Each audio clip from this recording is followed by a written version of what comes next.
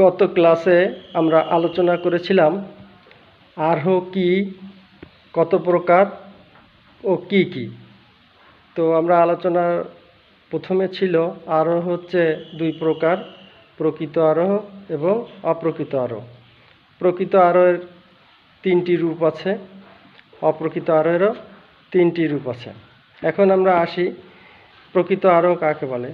যে আরোহে আরোহমূলক লম্ফ আছে তাকে প্রকৃত আরোহ বলে। তো এই আরোহমূলক লম্ফযুক্ত আরোহের তিনটি দিক আছে, তিনটি দিক নিয়ে আলোচনা করেছিলাম, অর্থাৎ বৈজ্ঞানিক এবং অবৈজ্ঞানিক সাদৃশ্যমূলক অনুমান।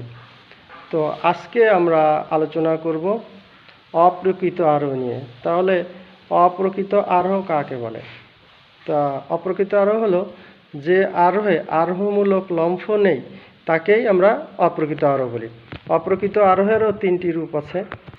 অপ্রকৃত আরোহের তিনটি রূপ আমরা বোর্ডে দেখতে পাচ্ছি।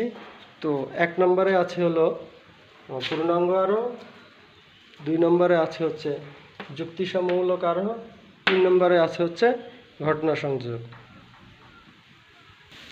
আজকে আমরা আলোচনা করব এই অপ্রকৃত আরোহের তিনটি রূপ নিয়ে। তো অপ্রকৃত আরোহের প্রথম যে রূপটি আছে পূর্ণাঙ্গ আরোহ, এই পূর্ণাঙ্গ আরোহ নিয়ে আমাদের প্রথম আলোচনা হবে।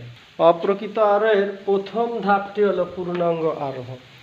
তো আমরা বিগত আলোচনায় দেখেছি যে জানা থেকে অজানা এই বিষয়গুলো হচ্ছে প্রকৃত আরোহতে রয়েছে, কিন্তু অপ্রকৃত আরোহতে জানা থেকে অজানা এটা নেই।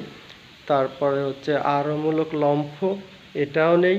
এখানে আছে শুধু নিরেট বাস্তবতা, অর্থাৎ বাস্তব অভিজ্ঞতার উপর ভিত্তি করে যেটা একটা সিদ্ধান্ত আনা হয় সেইটাই হচ্ছে যে পূর্ণাঙ্গ আরোহ। অর্থাৎ পূর্ণাঙ্গ একটা বিষয়ের পূর্ণাঙ্গ আলোচনা করে যে সিদ্ধান্ত আনা হয় সেটাই হচ্ছে পূর্ণাঙ্গ আরোহ। যেমন দেখো, একটি ঝুড়িতে 10টি আম আছে।